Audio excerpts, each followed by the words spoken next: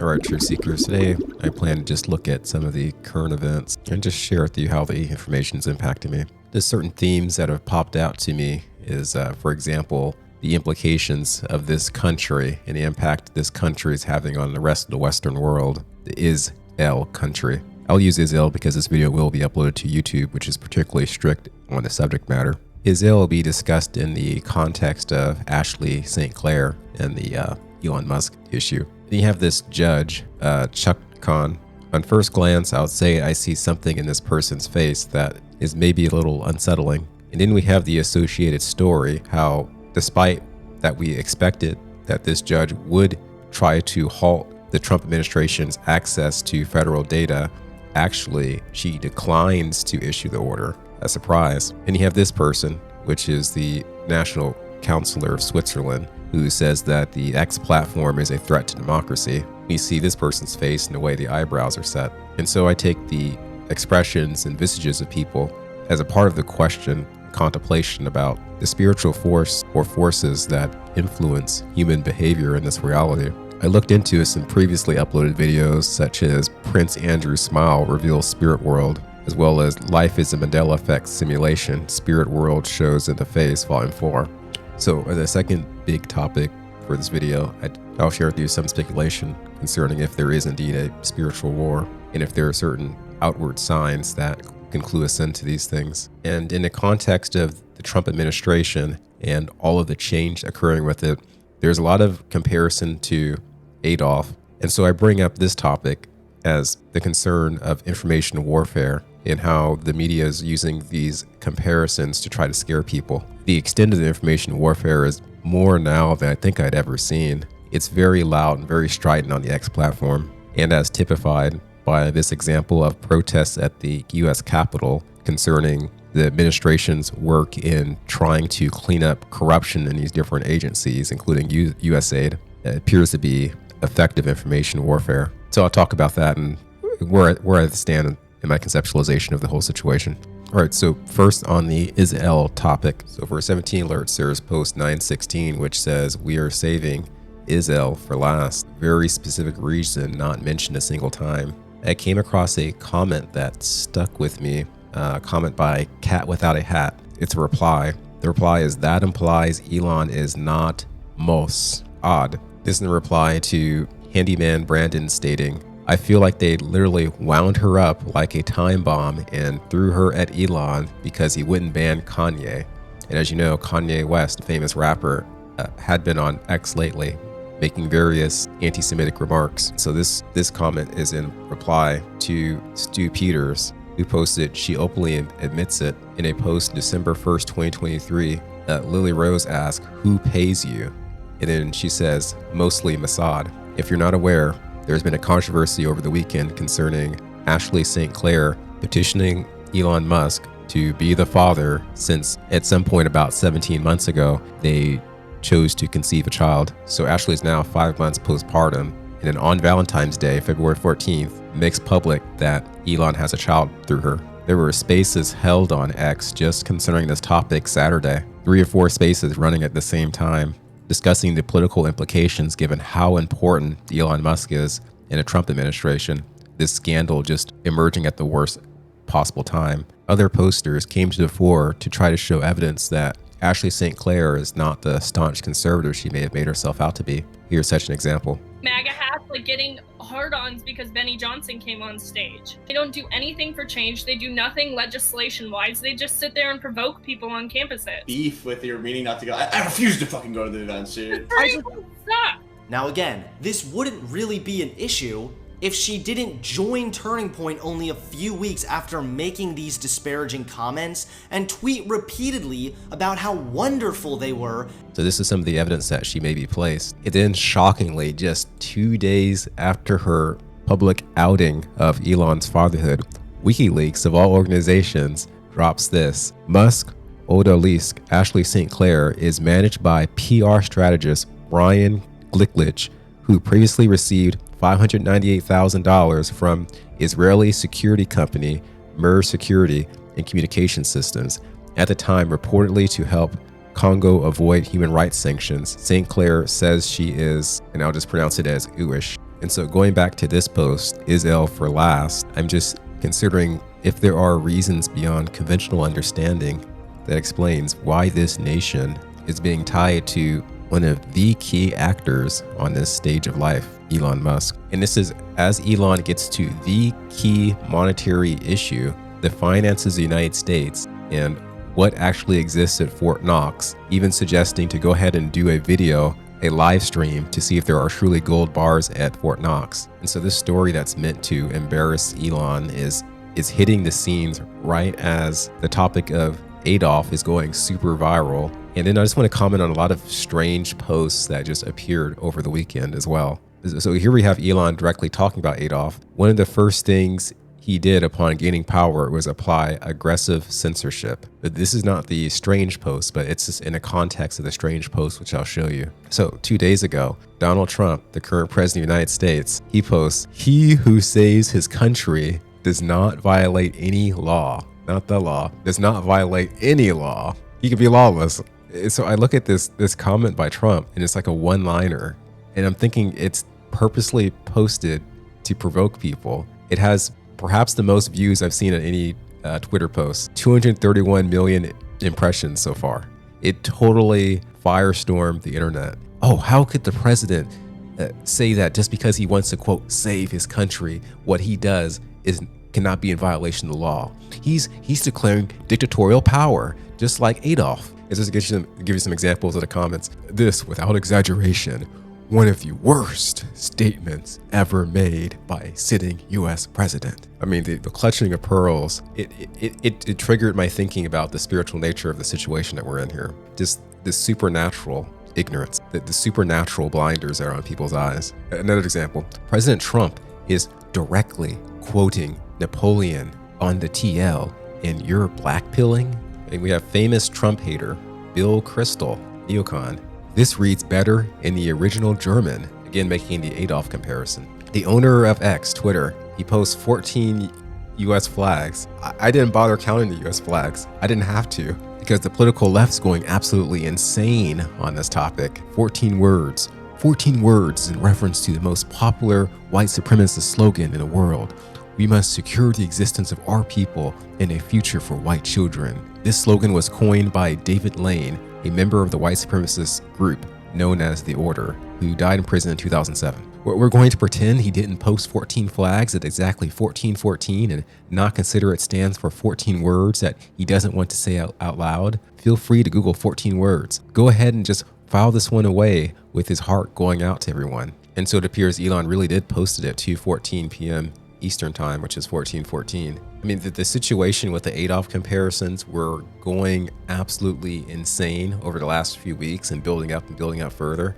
And it's just like, it's taking it to a crescendo now. Like, it's probably feeding into these protests. Like, all these people on the political left are worried about a right-wing takeover of the country, essentially, assuming that Adolf was right-wing. And the powerful irony of this is how in support of Israel Donald Trump has been and has shown himself. He is extremely pro that nation to the point where many on his own party think that he's somehow co-opted. And thus this meme saying both the right and the left are co-opted by Israel.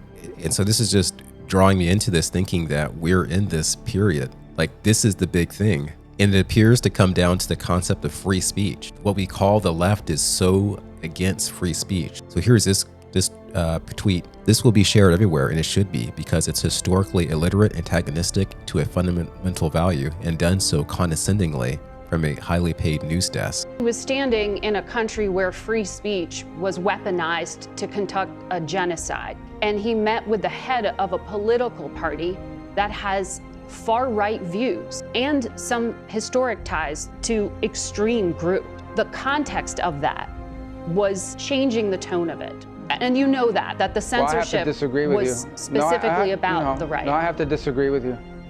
Free speech was not used to conduct a genocide. The genocide was conducted by an authoritarian Nazi regime that happened to also be genocidal because they hated Jews and they hated minorities and they hated those that they had a list of people they hated, but primarily the Jews. There was no free speech in Nazi Germany. There was none. There was also no opposition in Nazi Germany. They were a sole and only party that governed that country. So that's not an accurate reflection of history. Well, he was standing Does the historical record reflect that there was a suppression of free speech in Nazi Germany? We're asking AI here. The historical record clearly reflects that there was indeed a severe suppression of speech in Nazi Germany. This censorship and control of information was a key strategy employed by the regime to consolidate and maintain power.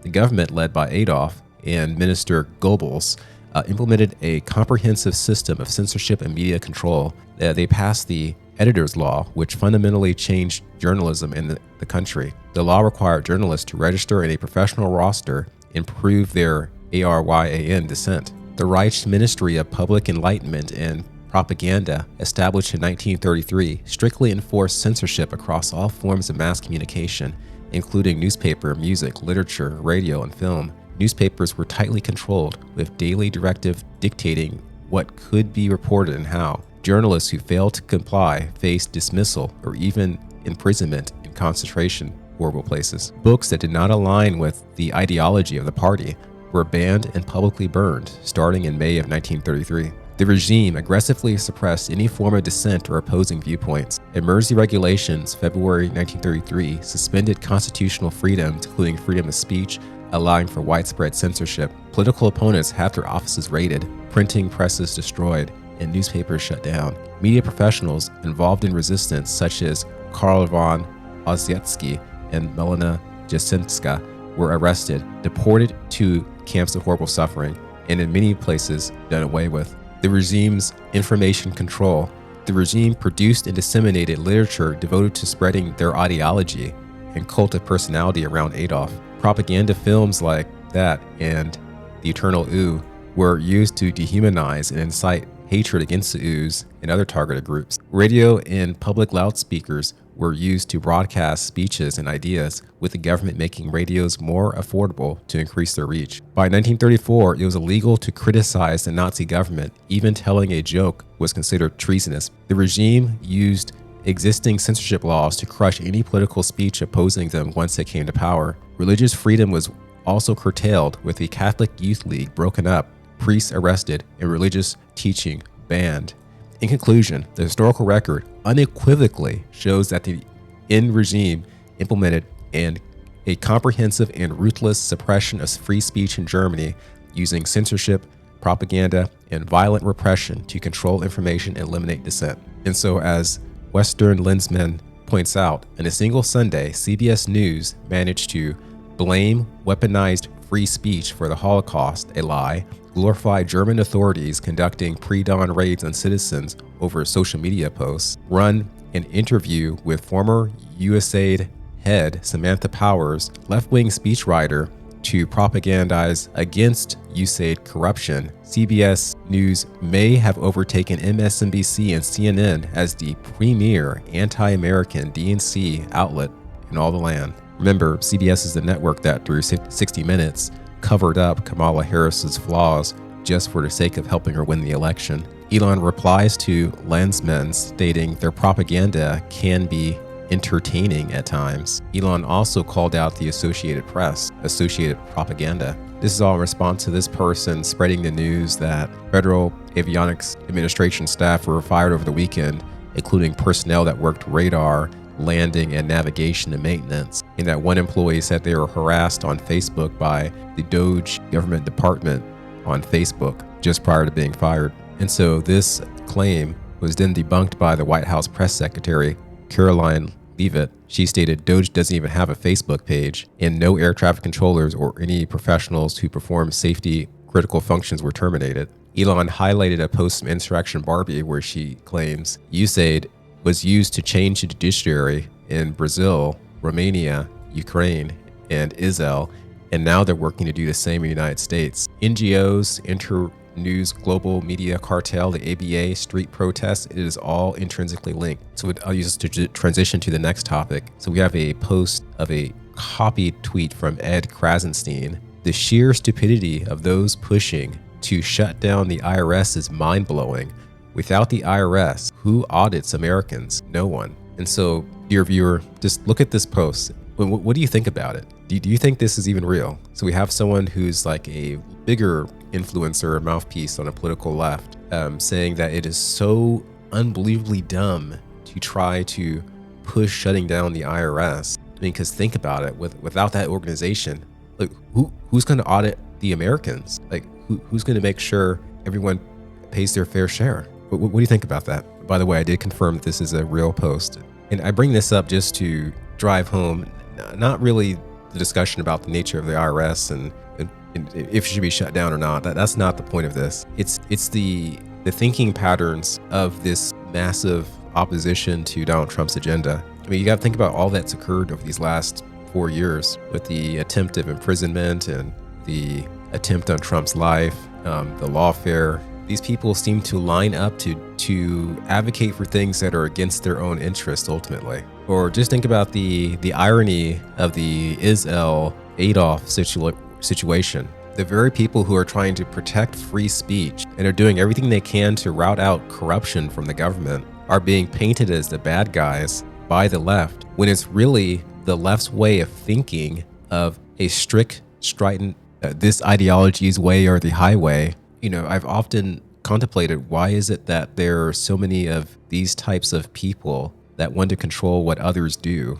And the other question is, were people with this type of mentality, were they existing in the 1930s in Germany? Is this a modern day variant of something that it came before? Does the situation reflect what is going on inside the head? Or does the situation reflect an outside force indwelling people, causing them to want to go into the direction of suppressing free speech? I want you to know, I've been contemplating these topics for years, but in this era where we have these contrasts, the Adolfs and the Isels, it's coming together for me in a different way. So there's a video I watched before recently, how people become deep narcissists. So I'll play a segment from this video.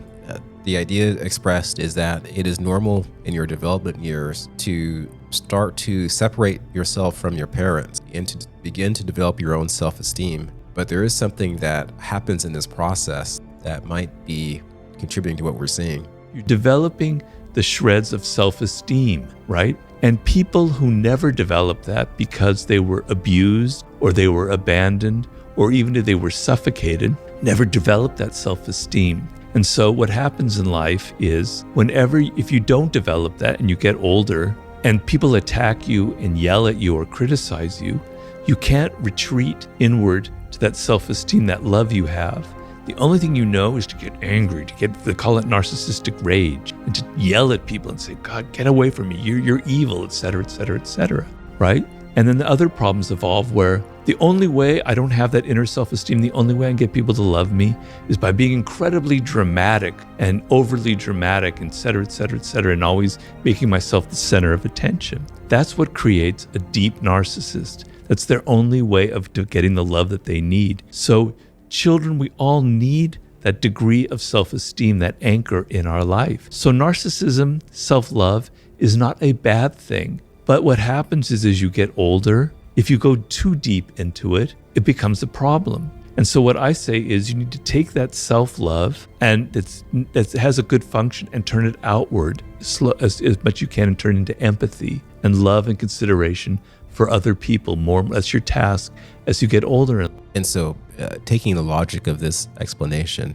and following it, the consideration here is that the anger that child has for not receiving what he or she felt she is owed in terms of love and affection and attention turns into this nidus of self-glorification, which can be reduced if the person makes it a point to put into practice loving others. This past Friday, Elon Musk again addressed the concept of the mind virus, this concept of something changing within our culture where addictive ideas capture the attention. Elon quotes the rabbit hole and this particular post of terms that are appearing more in newspapers. So here featured is the New York Times, Los Angeles Times, Washington Post, and Wall Street Journal. And so with these trigger words, racist in its other forms, over the years from 1970 to the present day, there have been ebbs and flows, but really starting after 2010, the frequency of these terms all skyrocketed. My original hypothesis about